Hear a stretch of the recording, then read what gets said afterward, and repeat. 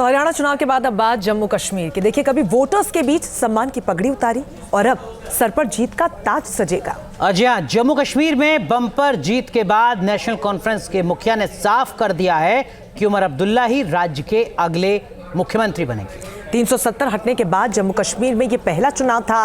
मुकाबला भी लिहाजा कांटे का था। ऐसे में नेशनल कॉन्फ्रेंस और कांग्रेस गठबंधन ने कैसे जीत यहां पर दर्ज की है, इस रिपोर्ट में देखिए।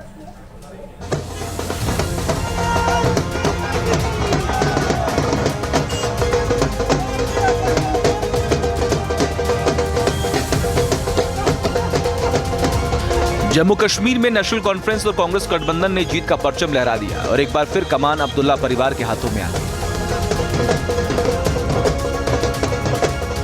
नेशनल कॉन्फ्रेंस और कांग्रेस की सरकार बनने को जा रही है और अब मेरे पीछे देख रहे हैं, जश्न मना रहे हैं।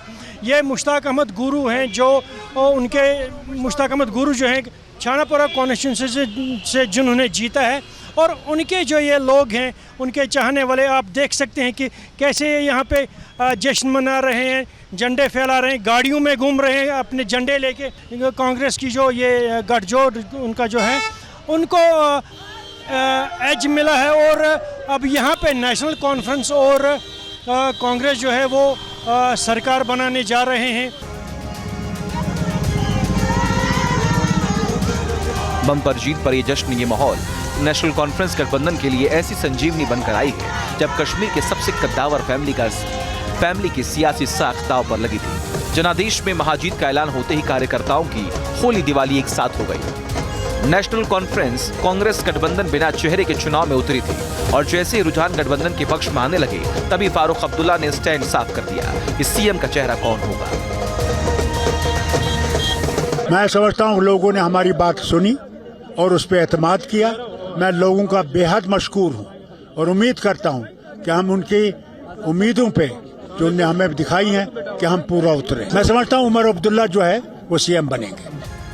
जिन उमर अब्दुल्ला के सिर पर जीत का ताज सजेगा, उन्होंने ही कश्मीर अवाम को सादे रखने के लिए पगड़ी तक उतार कर जनता के चरणों में रख दी थी। जी हाँ, 4 सितंबर का वो वाकया नेशनल कॉन्फ्रेंस की दमदार वापसी में गेम चेंजर माना जा रहा है, जब गांदरबल सीट में नामांकन के बाद उमर अब्दुल्ला ने कहा था, मेरी टोपी मेरा सम्मान आपके हवाले है। घाटी के लोगों ने रखा पगड़ी का मान। अब्दुल्ला परिवार के गढ़ माने जाने वाले गांदरबल में उमर अब्दुल्ला का ये अंदाज कश्मीरी घाटी के जज्बातों को छू देने वाला बन गया और घाटी में तमाम विपक्षी मोर्चाबंदी के बावजूद नेशनल कॉन्फ्रेंस ने जीत की बाजी खेल दी। वरना 5 महीने पहले ही उमर अब्दुल्ला लोकसभा चुनाव में बारामूला सीट पर हार गए थे। ऐसे में विधानसभा चुनाव में बम्पर जीत से नई संजीवनी मिली। जम्मू कश्मीर नेशनल कॉन्फ्रेंस को पिछले 5 साल से खत्म करने की मुकम्मल कोशिश की गई थी। यहाँ बहुत सी ऐसी तंजीमें खड़ी की गई जिनका मकसद था नेशनल कॉन्फ्रेंस को खत्म करना, लेकिन अल्लाह का फजल है कि जो हमें खत्म करने के लिए आए थे मैदान में, वो खुद ही मतलब उनका कोई नामो निशान नहीं रहा। बीजेपी की अभी तक यहाँ एक ही कोशिश रही है नेशनल कॉन्फ्रेंस को कमजोर करने की, लेकिन आज अवाम ने उनके पास जवाब दिया है लाउड एंड क्लियर कि सियासी तौर आज भी जम्मू कश्मीर की अवाम जो है नेशनल कॉन्फ्रेंस की तंजीम और नेशनल कॉन्फ्रेंस की क़यादत पे भरोसा करती है। नेशनल कॉन्फ्रेंस ने खुद की नैया भी पार लगाई, साथ ही साथ कांग्रेस को भी डूबने से बचा लिया। आपको बता दें कि गठबंधन में सीट शेयरिंग के तहत नेशनल कॉन्फ्रेंस को 90% सीटें कश्मीर रीजन की मिली थी, जबकि 10% जम्मू रीजन में, जबकि कांग्रेस का बड़ा स्टेक जम्मू रीजन में मिला था, जहां कांग्रेस कोई खास करिश्मा नहीं दिखा पाई। जम्मू रीजन में बीजेपी सबसे बड़ी पार्टी बनकर उभरी। हमने वो भी जमाना देखा कि 8-10% वोटर टर्नआउट हुआ करता था। कुछ एक परिवार है, कुछ एक लोग, वही विधायक चुन लिए जाते, वही सांसद चुन लिए जाते, वही सरकार बनाते। अब ऐसा नहीं है। अब उसी प्रकार का दृश्य जैसे बाकी देश में। और जहां तक भारतीय जनता पार्टी का संबंध है, कार्यकर्ता होने के नाते मुझे कोई संकोच नहीं कहने में कि सबसे अच्छा परफॉर्मेंस आज तक का भारतीय जनता पार्टी का जम्मू कश्मीर में रहा है। उसका श्रेय भी मोदी जी को जाता है और मोदी जी की मान्यता जो है यहाँ पर उसको जाता है। पूर्ण राज्य को नेशनल कॉन्फ्रेंस गठबंधन ने बड़ा मुद्दा बनाया था। फारूक अब्दुल्ला राहुल गांधी की संयुक्त रैली में भी यही एजेंडा छाया था।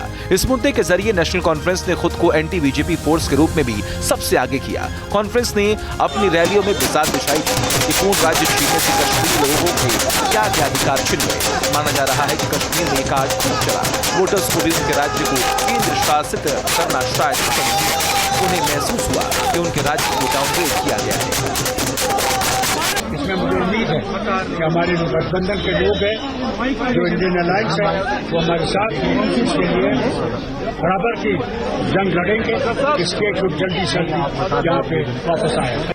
चुनाव को बीजेपी वर्सेस कांग्रेस बनने से रोकना।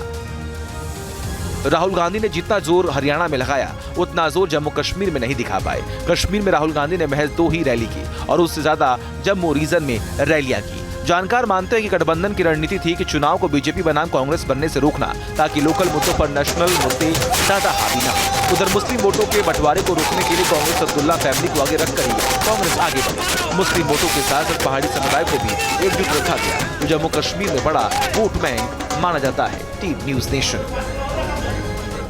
न्यूज नेशन अब व्हाट्सएप पर खबरों के ताजा अपडेट के लिए न्यूज नेशन के इस QR कोड को स्कैन करें।